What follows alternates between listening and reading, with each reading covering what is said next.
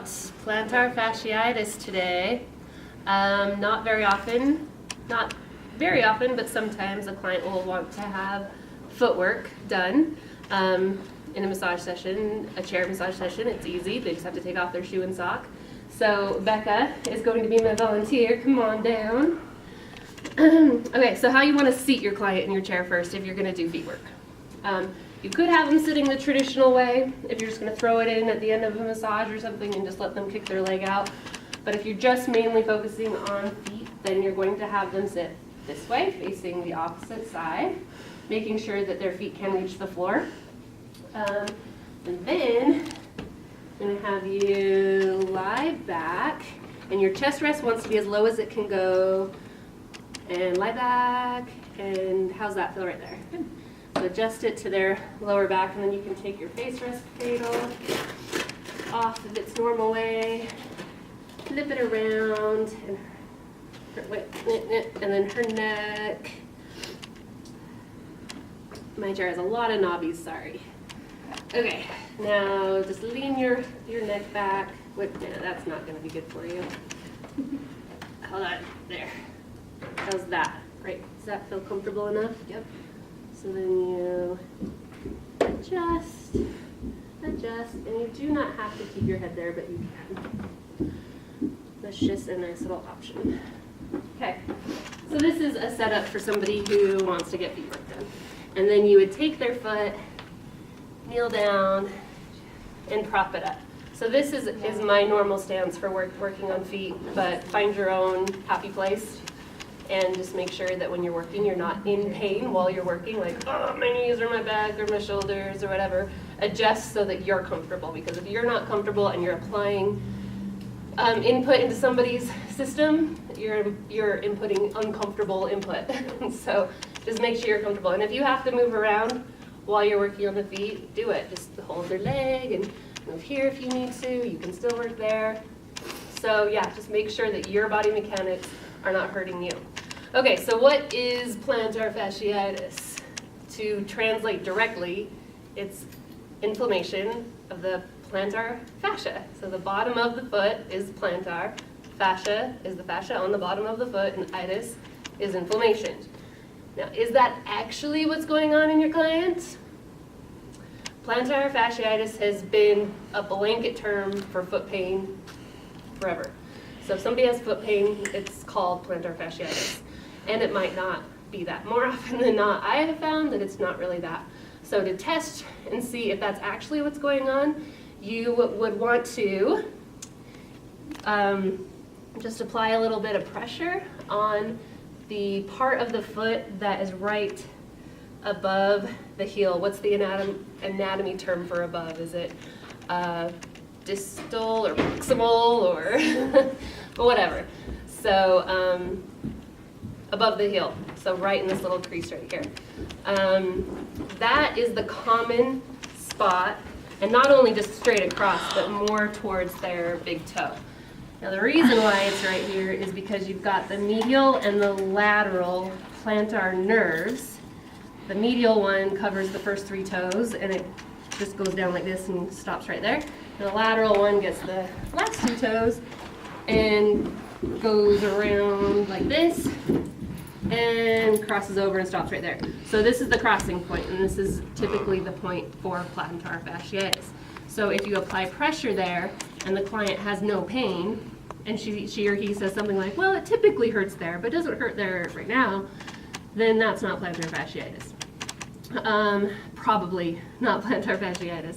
But if they're like, that's incredibly painful, and also you could, with very light pressure, just kind of feel the arch of the foot, and if you're feeling like crinkly, bubbly type texture, then that's itis, that's inflammation. So in that instance, it would be plantar fasciitis, and it would be extremely painful for the person that you're working on.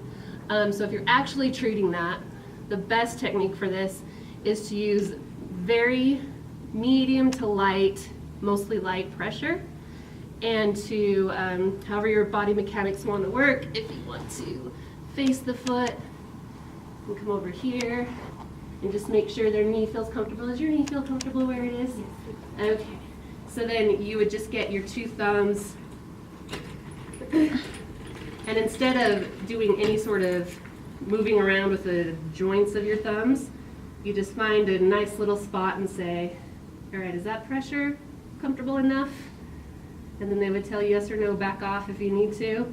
And then you would just move your arms in this, like, I guess, chicken wing kind of a way, so that you're not actually moving your thumb joints. And you're just using the sticky pads of your thumbs to kind of grip the tissue and slowly pull it. So now it's argued that the plantar fascia is being pulled in that direction. I don't really believe that, but a lot of people say that if that hurts because the fascia is tight and it's being pulled this way. There's really no basis for that to be true, but if that was the case, you could go the opposite direction if you really wanted to. But either way, if you're all I'm doing, all my intention with this is I'm just working the pathway of the nerve, because what causes pain? Nerves, right? Nerves cause all the sensation. So I'm being very gentle. I'm not driving my thumbs in and actually that fascia. I'm mainly just teasing the nervous system in a sense. So I've got the nerve pathway in my brain. I know what it looks like. It starts here, and I'm just working and teasing along that pathway. And there's that pathway, and then the pathway goes this way. You can use even lighter if the person needs as light pressure as possible because the pain is so excruciating.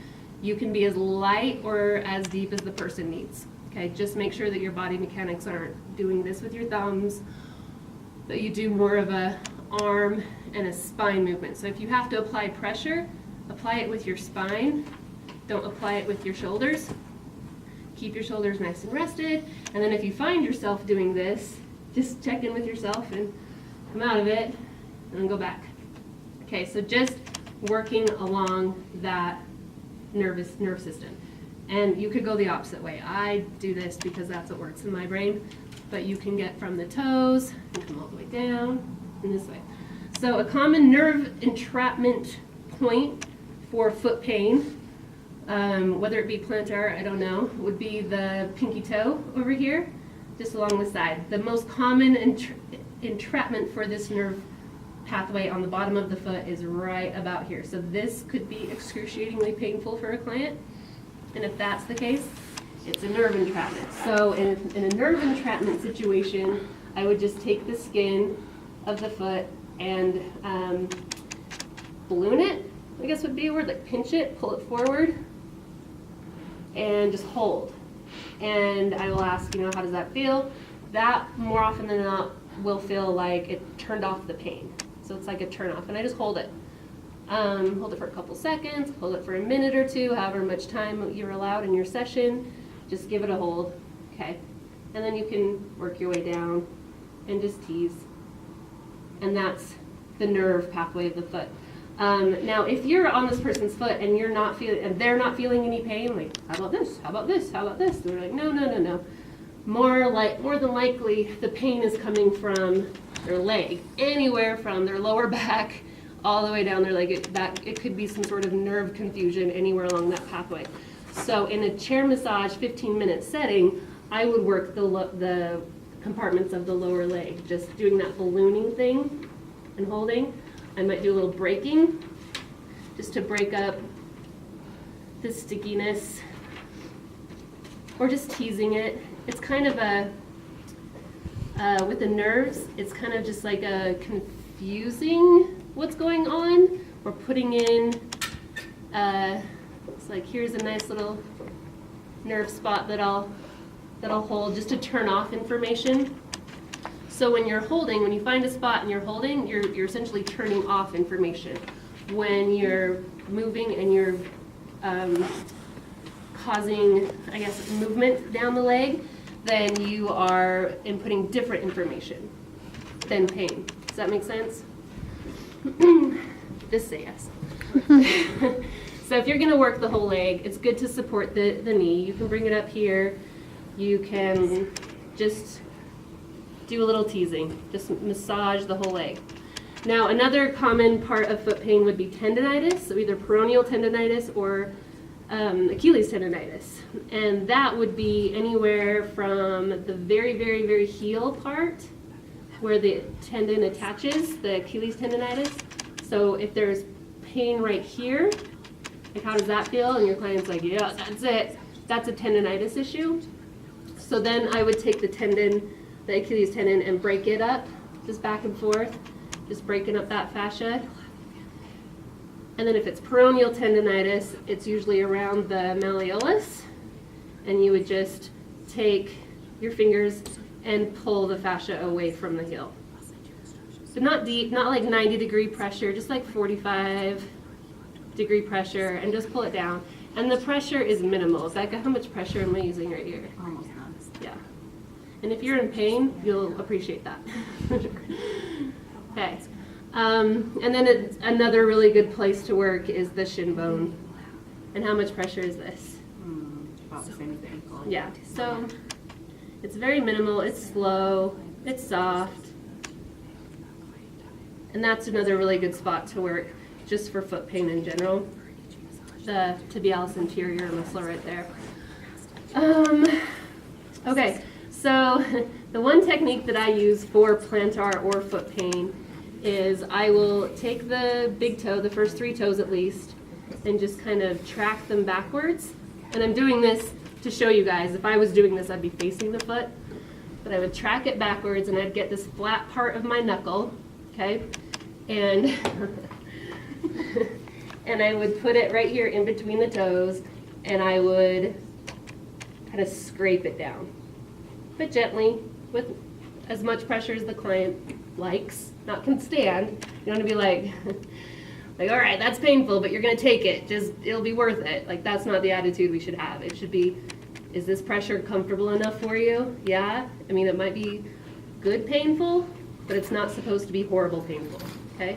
So you just traction that toe back, you take your knuckle, and you just stretch that fascia all the way down, like that.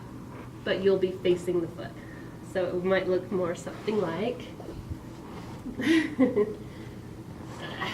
she can have her foot be about there, and then you can be here, and then you can just,